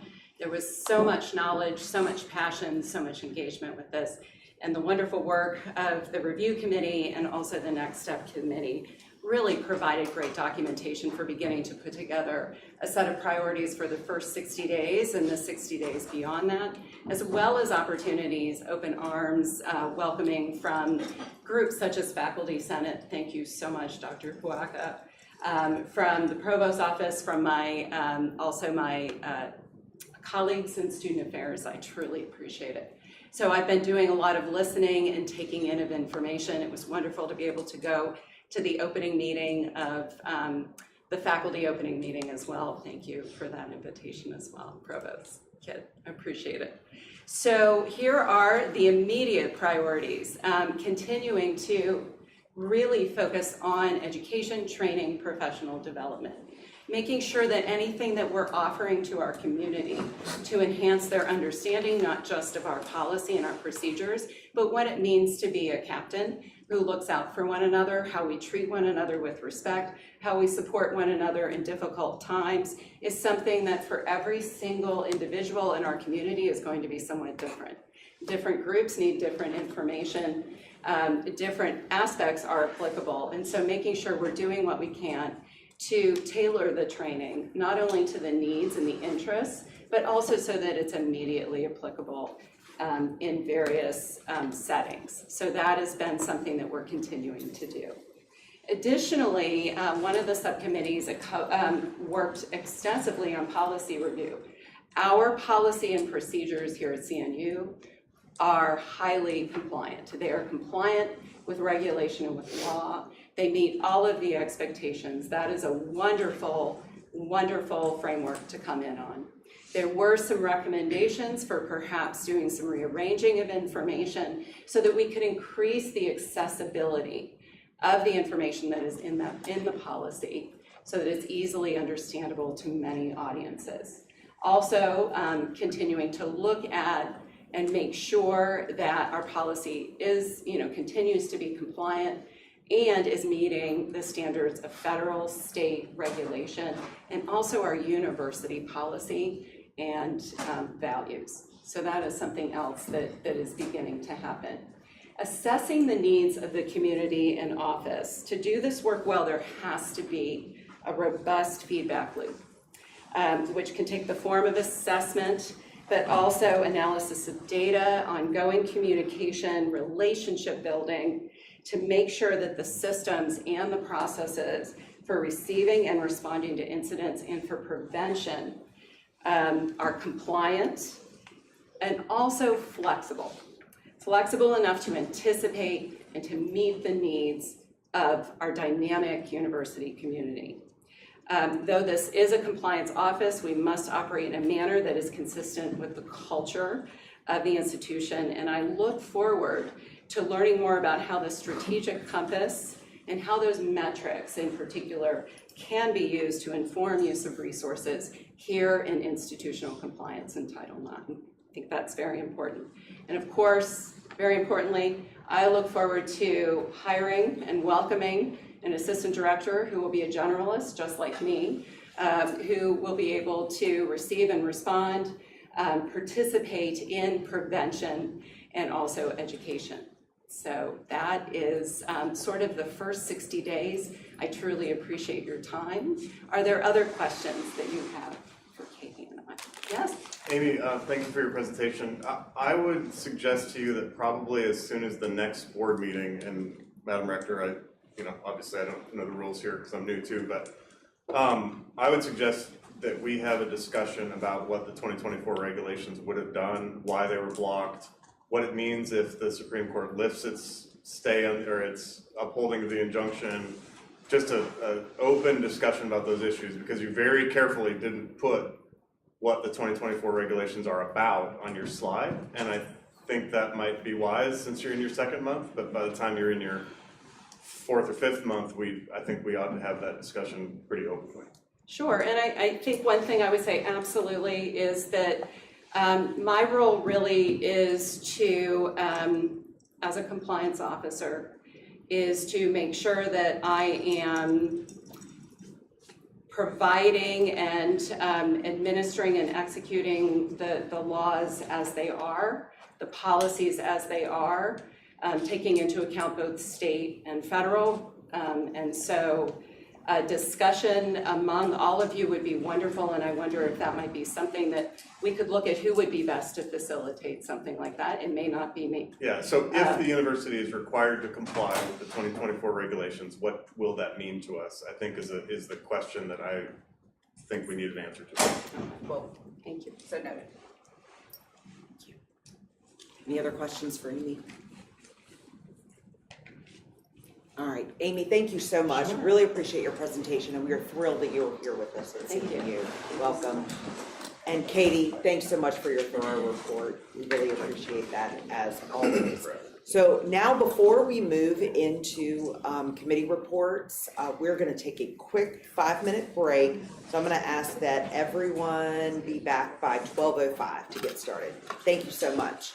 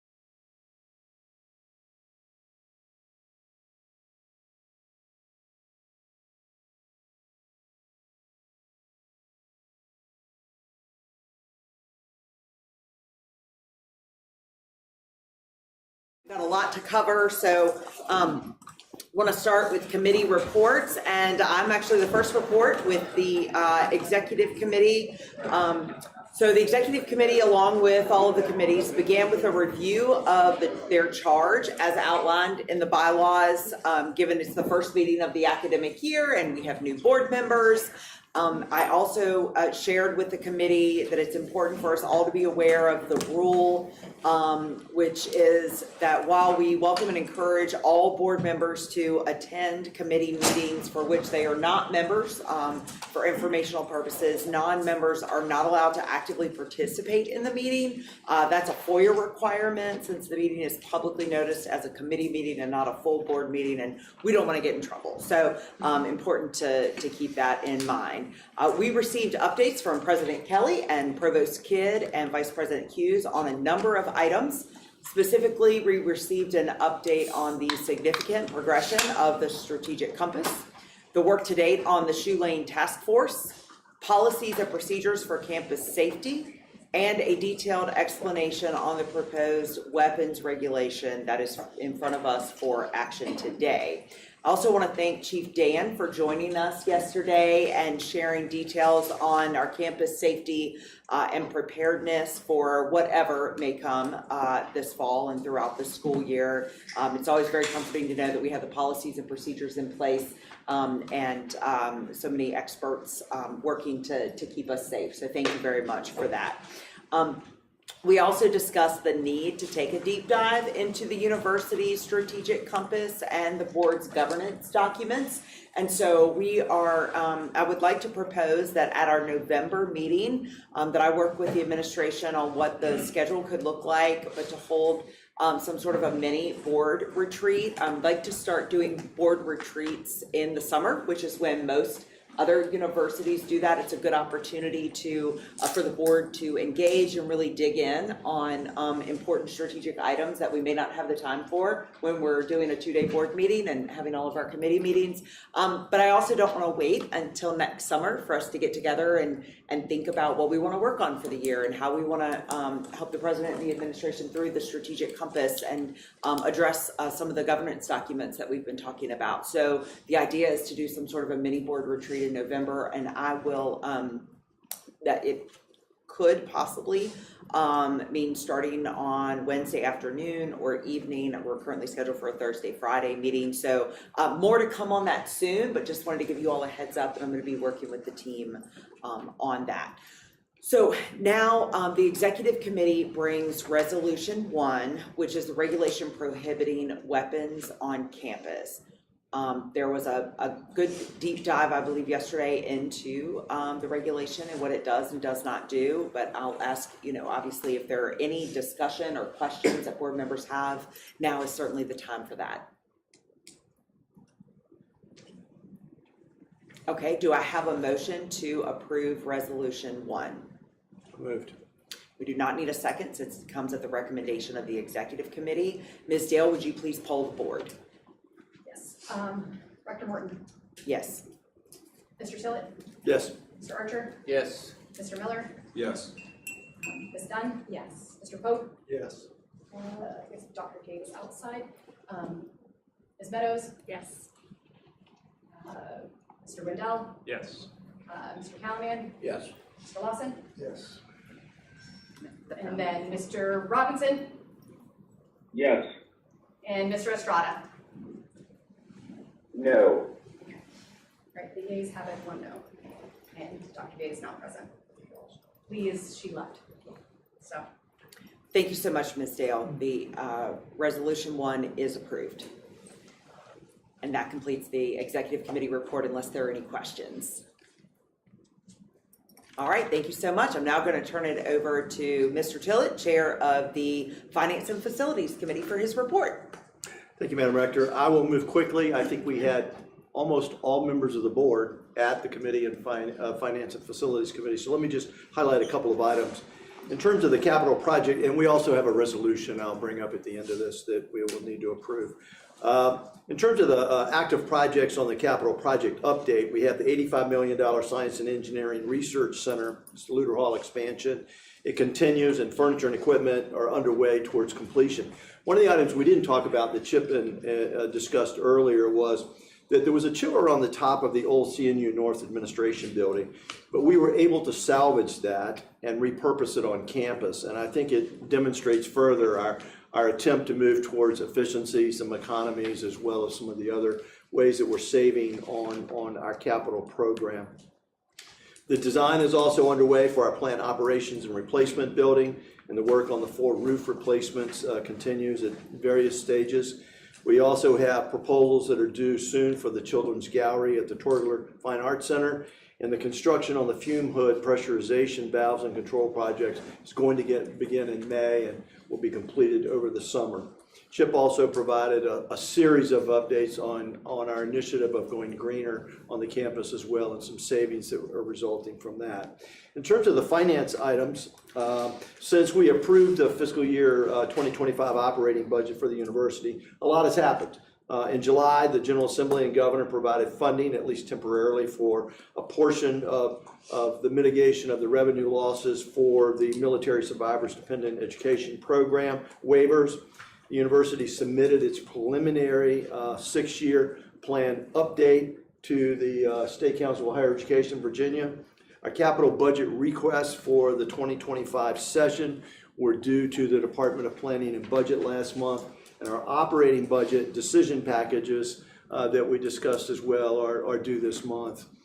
Highlights of several of our other presentations that Sarah provided include our enrollment projections through the 29-30 are dependent on incoming first-year students, transfers, and retention. If we do not return to the freshman class size of approximately 1,200 students in the next few years, we're going to need to adjust our spending as well as our staffing affected by that. All the components of cost are relevant to our students and the families, and the tuition and mandatory fees and room and board rates. Our blended rate for this past year was at 2%. Looking ahead to fiscal year 26, key budget pressures will be our university's share of the state's salary increase, which is currently at 3%, and O&M costs for the opening of the new Science and Tech Engineering Research Center. In addition, we'll also have at that time, we'll have key components of our strategic compass plan will be out and available, and hopefully will blend directly as we move forward in projecting what our future requirements are in terms of our resources. Our wants and needs list includes more student financial aid. This is up to the budget department, mental health, technology, marketing, and safety and security issues. On the capital side of our request, one of our major initiatives will be the replacement of the ROTC Military Sciences split level house that we looked at by way of our pictures at our committee meeting. Again, as I mentioned before, it's good news the state is helping to mitigate some of the revenue loss associated with the Virginia Military Survivors Dependent Education Program. We do have to plan for the future and know what the final steps of that will be in terms of whether it will be funded on an ongoing basis from the General Assembly.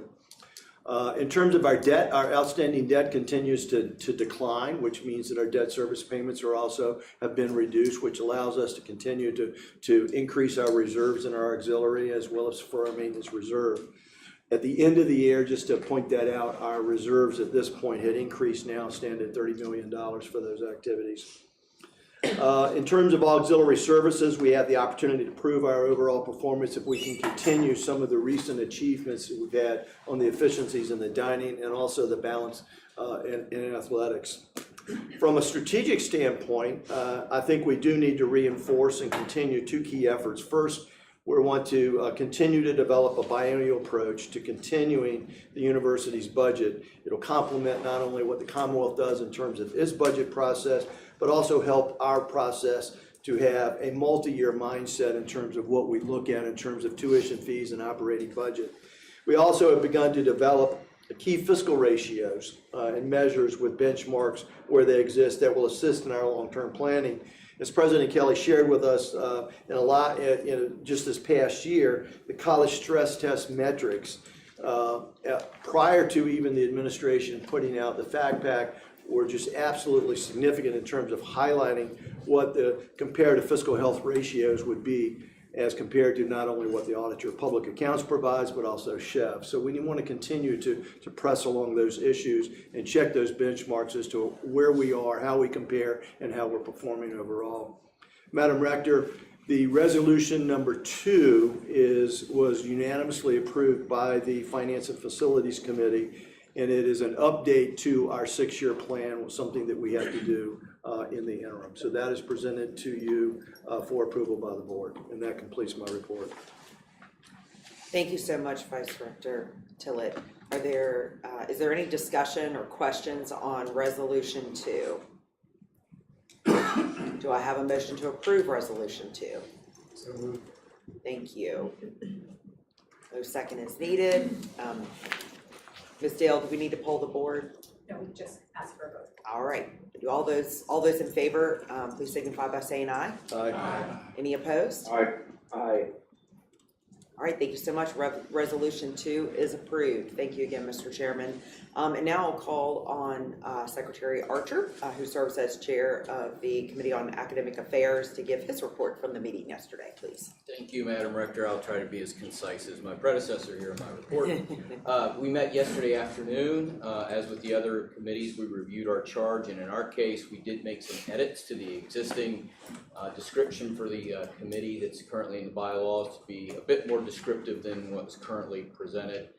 Committee approved that, and then no board action is required for that. We do have one item that I'll defer to the end, the resolution that does require board action. Yesterday, we had 2 presentations, one by Dr. David Solomon, who's the Director of Undergraduate Research and Creative Activity, and Dr. Jason Lyons, Associate Provost of Assessment and Accreditation. Dr. Solomon told us about a lot of the activities that are going on in the Office of Student Research and Creative Activity, better known here as ORCA. I like that acronym because you can remember it. And several things he brought to our attention. 43 summer scholars from CNU, 37 of those funded by the university, 4 funded by donations. And then that group is going to be presenting at the Family Weekend Summer Scholars Symposium this Friday at the Tribble Library. There are currently 35 research apprentices working with faculty within the ORCA program, and 33 articles published in the 2024 Cupola, which I think is the 18th edition of that publication, which is the peer-reviewed student research journal. And then there is now a certificate in undergraduate research and creative activity that's available here. That's been a 2 years in the making. 15 students have already registered to complete that certificate, and there is no other program like that currently in Virginia. He also brought to our attention 7 students who have participated in the program who have gone on to with various achievements that he pointed out yesterday. One thing I wanted to point out in relation to this is, as we heard the program walk through all of these, the question came up, you know, what is the pragmatic impact of participating in this program at CNU? And fortunately, Mackenzie was with us yesterday, and she is an ambassador for ORCA, and she presented provided us with articulate feedback that gave us a real connection between what ORCA's stated purpose is and how it's benefiting her and other students in a very practical way as they further their academic and professional pursuits. So we thank you for being there and providing that feedback for us. And then as far as the presentation from Dr. Lyons, he is Associate Provost, as I said, for Assessment and Accreditation. He brought us up to date on the CNU was taking the first step. It's a 10-year process, the 10-year reaffirmation with the Southern Association of Colleges and Schools Commission on Colleges, which is the SACSCOC. no good acronym for that yet. Maybe we can work on that. And it's a two-part submission. It has to be done every year. The first one is basically a compliance report that is just now starting. Will be due about a year from now. The second is a quality enhancement plan. And this is interesting in that it is a commitment, part of this overall process, that is focused on improving the university's commitment to excellence and learning. And we had Dr. Lynn Sholin, who was there with us to describe that process, which is also getting underway and will be completed in January 2027. What's interesting here is that the ORCA program that we just discussed was an outcome of this initiative 10 years ago. So we see something that's being very beneficial that was developed through this process 10 years ago. Again, trying to connect the pragmatic impact of these programs, and so both presenters did a very good job of that yesterday. Then we had an update from Dr. Kidd just on various things taking place across the campus. If I did my math right, Quentin, you described $1.3 million in grants awarded for faculty for several different projects. And then a faculty satisfaction survey, the coach survey, with a 73% response rate, which is, if anybody has done surveys, that's a really good response rate. That identified 19 areas of strength and really no areas of concern. Next step is to look at that data and look at things that could be actionable out of that. And then another an interesting initiative that he brought to our attention related to at the Center for Effective Teaching. Dr. John Nichols and Dr. Jessica Kelly are undertaking an initiative to help faculty to work effectively with AI and how to incorporate that in a proper way in their instruction.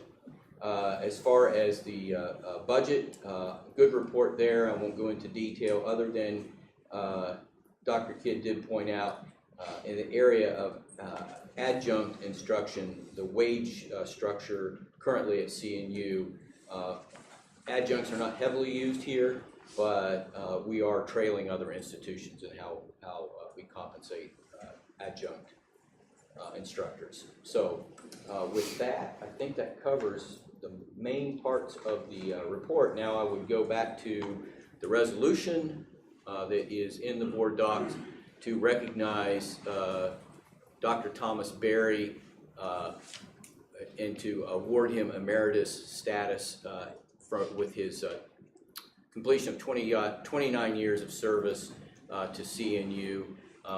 We talked about the emeritus status.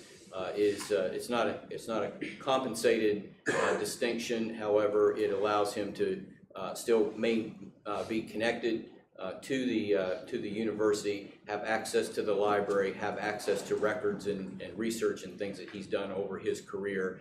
And it is a distinction that is awarded by his peers and the department. We voted in committee unanimously to advance that to the board for approval. Thank you so much, Mr. Chair. Are there any questions or any discussion on Resolution 3? Hearing none, do I have a motion to approve Resolution 3? So moved. Thank you. All in favor? Aye. Aye. Aye. Aye. Any opposed? All right, Resolution 3 is approved. Thank you so much. And now I will call on Ms. Meadows to give the Committee on Athletics report. She was filling in for Chair Freeland yesterday. Yeah, thank you for doing that. I am not the official chair, Lee is, but I filled in for her yesterday. So I'm going to try to briefly go over the two reports I have back to back. We met yesterday by reviewing our charge in the bylaws, which was kind of the first step, and I think everybody was affirmed the charge as a committee, get the new year started off on a good foot. We also got to hear from Emily Schultz, who's a current sophomore on the lacrosse team. Emily comes to CNU from Syracuse, New York, and she shared her personal story of navigating mental health challenges and how it led her to serving on this campus.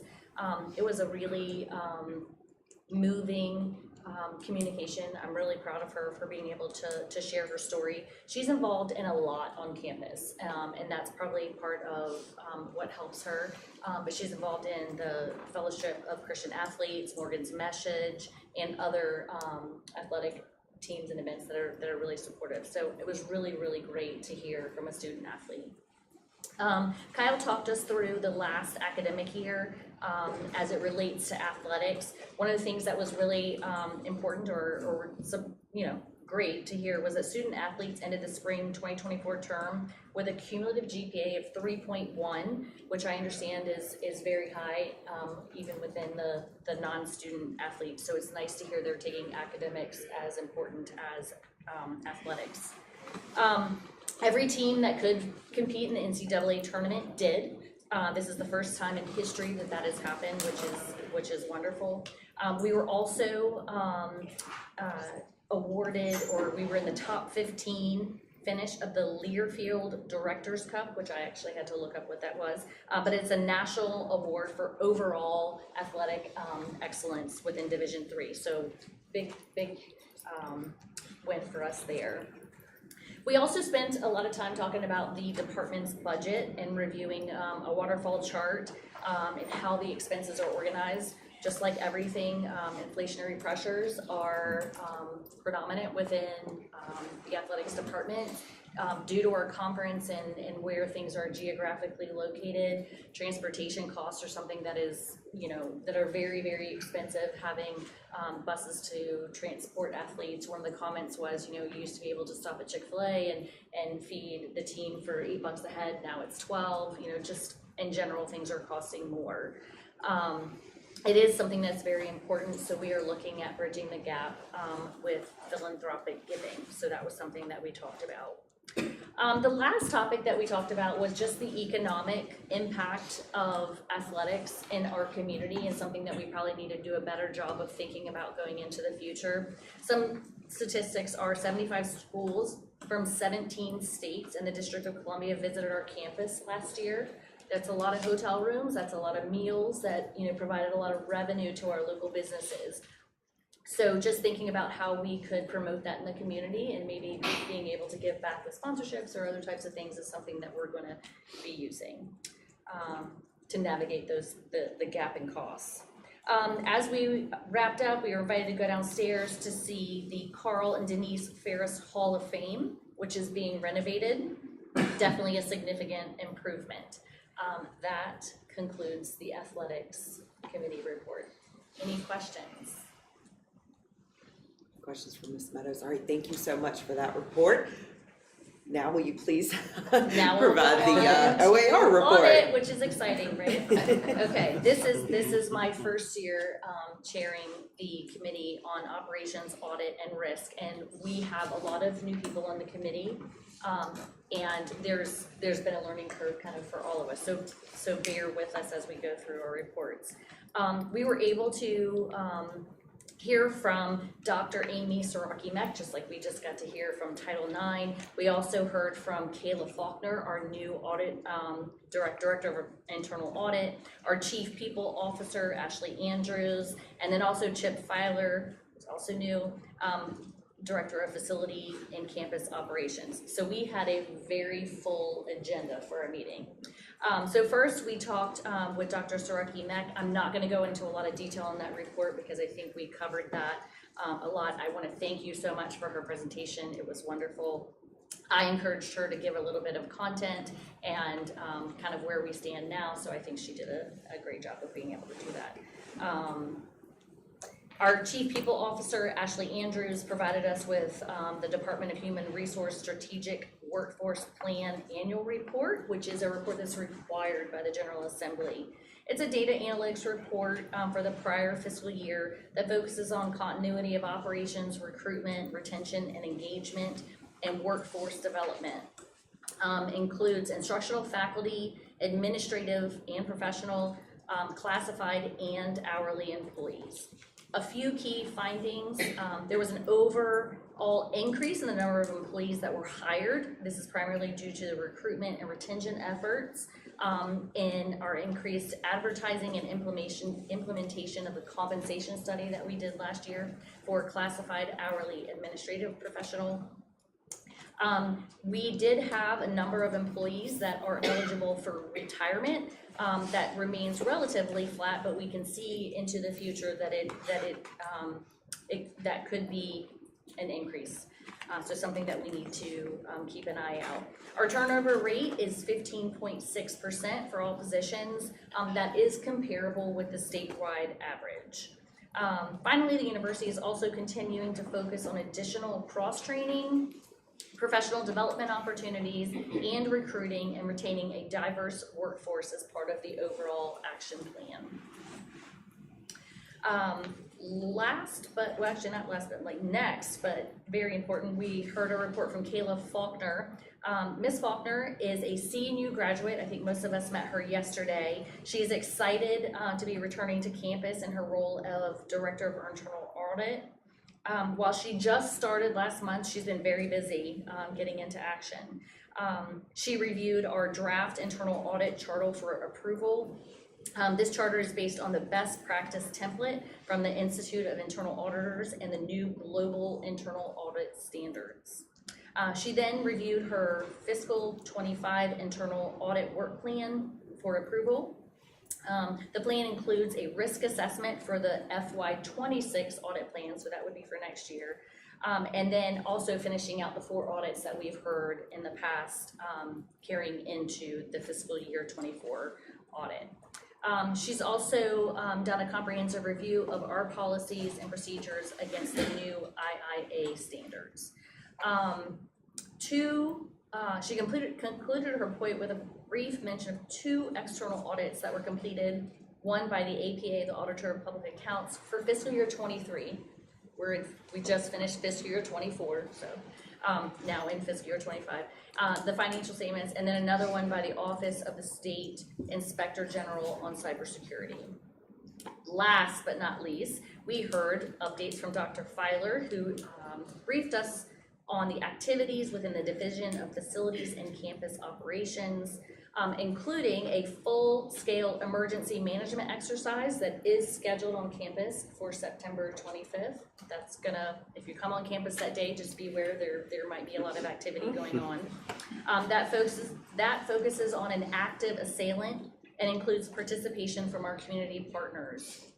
He also reported plans for an upcoming fire marshal inspection that is expected this fall. Dr. Filer and Ms. Herzog concluded the meeting with a review of the new policy on identification requirements on campus and provided updates on the existing use of the university facility policies. Madam Rector, that concludes my report. Thank you so much, Chair Meadows. Really appreciate your thorough report, both reports, and appreciate your leadership. Next is the Student Life Report, and Mr. Robinson is the chair of the Student Life Committee, but because he was not able to be here in person, I chaired the committee yesterday, so I will provide that report. We began the committee with the committee charge, as the other committees have done. We heard reports, 3 main reports yesterday from Dr. Rob Lang regarding admission, from Dr. Lisa Duncan Rains regarding enrollment, student success, and institutional effectiveness, and from Dr. Kevin Hughes regarding student affairs. So Dr. Rob Lang went through the admissions updates for us. We are at a near record number of freshman applications received for this fall, within 4 of the all-time high, which was in 2016. We currently have, as I know we've all heard multiple times in the last couple of days, 1,140 students in the fall freshman cohort at the moment, and we're hoping that doesn't change, unless it goes up, of course. Of those students, 34% are students of color. This is the highest percentage of the class in the modern CNU era, which we consider since becoming a residential university.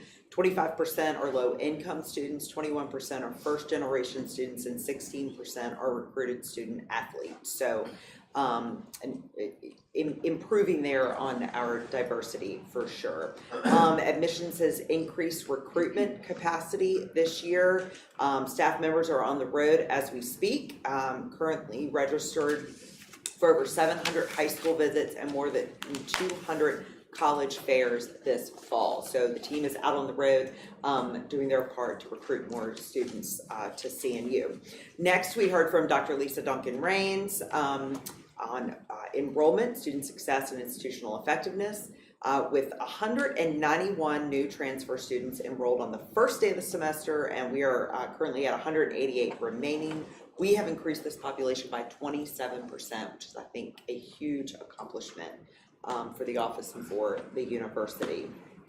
And the second most that the university has enrolled in about the last 20 years. This class comes to us with an average transfer GPA of 3.30 and 720 full-time semesters of academic credit. 89% of those transfer students are in-state, 11% are out-of-state, and 34% of the new transfer class are students of color. Last month, CNU formally signed a university-level agreement with Tidewater Community College for the CNU Ready program. This builds upon collaboration efforts previously with the Virginia Community College system to include the Bridge program with Virginia Peninsula Community College, and we are in continued discussions with VCC regarding other community colleges that we can partner with for continued transfer opportunities. Students in the Community Captains program continue to impress for sure. Beginning with this semester, 53 of the community captains have enrolled at CNU, spanning all 4 class years. 3 of those will graduate in 3.5 years. So a semester early, and 1 will graduate with a full year early. So they are continuing to do well. Next, the Division of Student Affairs report by Dr. Kevin Hughes. He shared that underpreparedness of students continues to be a challenge that requires very intentional efforts and significant resources by the faculty and staff here at CNU as students are transitioning from high school to college. Academic problems were also a concern expressed by students, as well as emotional concerns, which can be significant and seem to be expanding.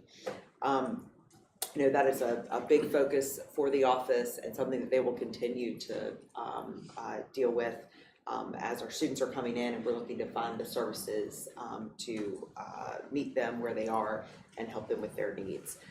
Next, he shared policy updates, one of which was the weapons regulation language, which we've already discussed and passed that resolution today. The other was around the guidance offered by the Attorney General regarding university policies and student codes of conduct. Those of you who may not be aware, there was a Attorney General guidance provided in the spring to the universities to encourage us all to take a look at our student codes of conduct and activities on campus, and all centered around campus safety and preparing for any days of unrest, anniversaries, things that could cause disruption on campus. And so I want to commend the president and senior staff and administration for working through those and getting our policies updated and communicating all of that appropriately to students and faculty prior to them arriving on campus. And with that, that completes my report. Are there any questions regarding the Student Life Committee? Okay, if not, we will move on to the advancement report. Chair Lawson, would you please provide us with your report? Thank you, Madam Rector. We had a very active meeting for the Advancement Committee. Yesterday started off with welcoming Richard Long, our new Vice President for Advancement, to his first meeting. And as we always do, we started with a testimonial. This one was a little different. We had a mother and her son. The mother is a member of the President's Parent Council and has been a member for 3 years. And the student was an honors student in biology, molecular, and physiological science that has already been accepted to Eastern Virginia Medical School and wants to be a pediatrician. So wonderful message about how he was set to go to one of the top schools in the state and the country and had his head turned and is so thankful that he's a CNU graduate rather than the more widely known school. Also had a great update on the gift numbers from last year at 8.4 million, which was way above our $6 million goal. And so far this year, in the first quarter, we've already raised $6 million. So we think that we can take that to yet another new level this year. The management team is going to continue to work to identify ways and new partnerships that can be made, especially with the conversations that we're having with the various deans and department chairs to identify specific opportunities with individuals for the preparation of our new campaign, which we haven't set timelines on yet, but we're talking about all the things that need to be in place to make that happen. And I don't have anything to go into closed session for this morning, so that is the end of my report, Madam Director. Wonderful, thank you so much, Chair Lawson. Really appreciate that. He's proud of that. So at this time, I would ask for the President, the Chief of Staff, and Legal Counsel to remain in the room, and would ask if everyone else would please excuse us for us to go into closed session. Thank you.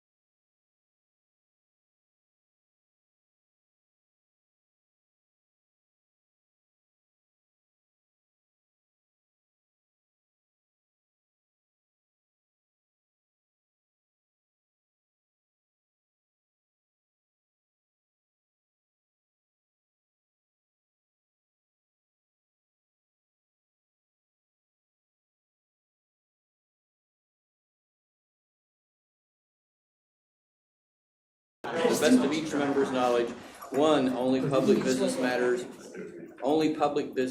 lawfully exempted from open meeting requirement by Virginia law were discussed in the closed meeting to which this certification resolution applies, and two, only such public business matters as were identified in the motion convening the closed meeting were heard, discussed, or considered by the Board of Visitors. Second.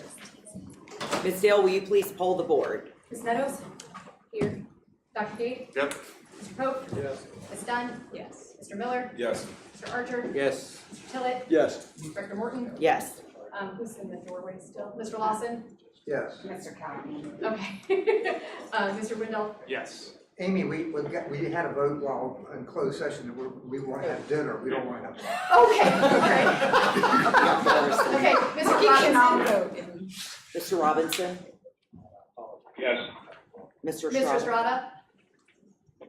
Yes. Mr. Callahan? Yes. Great, thank you all so much. Is there any new business to discuss? I Yes, had Mr. a Dave. critical conflict at 12 to 12:30. I had to take a call.